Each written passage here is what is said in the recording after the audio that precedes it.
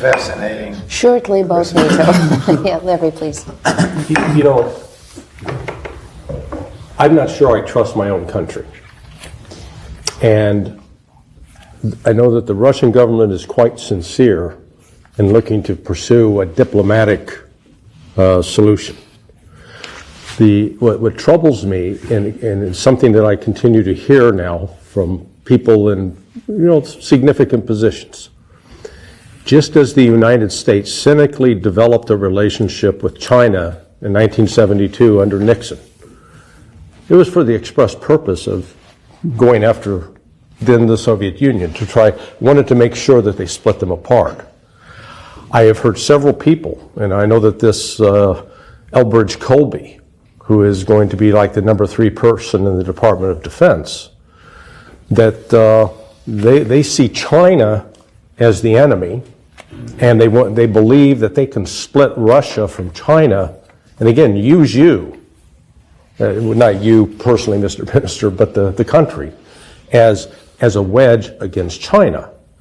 Now, I've tried to say that's foolishness, because unlike the United States, the Russian government takes its agreements seriously and adheres to them.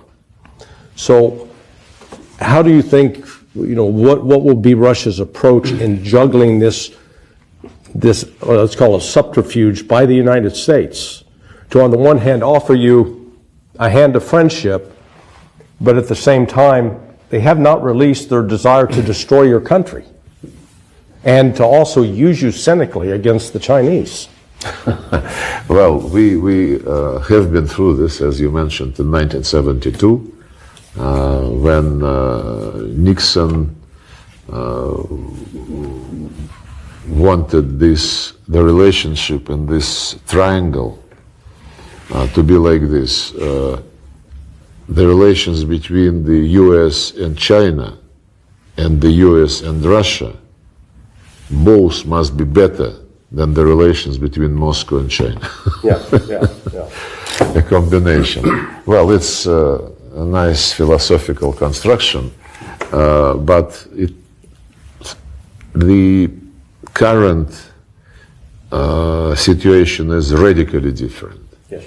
We never had the relations with China which were that good, that confidential, that long-term built, and that would be enjoying support of the peoples of both countries.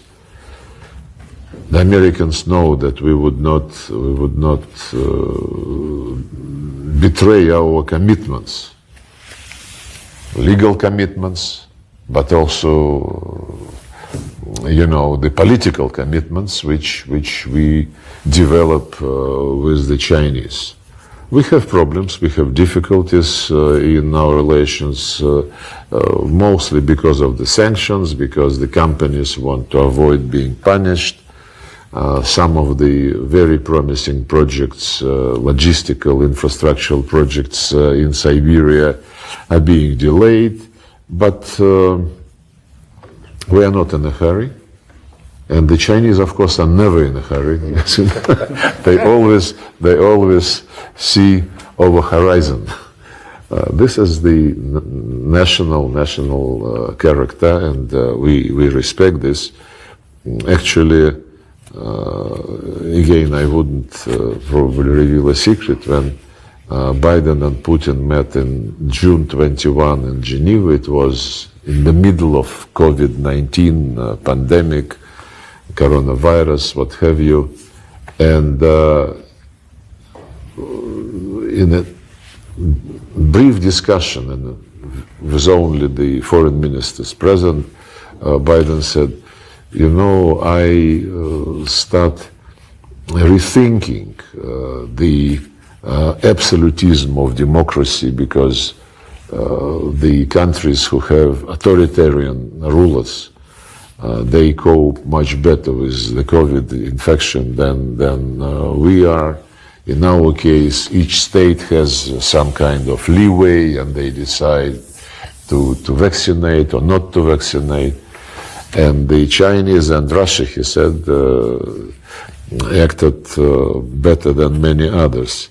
But this is a philosophical discussion. You can argue whether in the same logic, whether 4 years is enough for doing something long term, especially with these modern, very complicated, sophisticated technologies which require retuning of sectors of economy, and whether 4 years is enough, or maybe even 2 years, because if you lose midterm elections, the Congress would not allow you to deliver.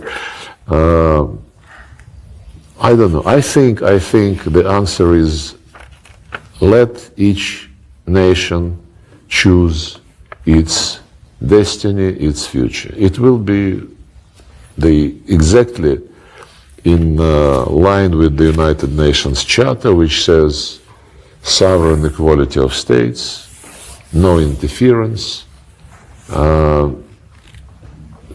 One example, Afghanistan. The democratic experiment failed completely, and it totally ignored the centuries and centuries old habits and rules, if you wish, unwritten rules of this civilization. So we would be very much cautious regarding any imposition. And Trump is already saying about a meeting at 3, US, China, Russia. He mentioned that he would like to discuss nuclear weapons and security issues. We would be open to any format which is based on mutual respect, on equality, no prejudged solutions. If our Chinese friends would be interested, it would be their decision. But this does not negate the importance of Russia-US dialogue on strategic stability, and the interest in resuming such discussions was expressed repeatedly by Trump and his people.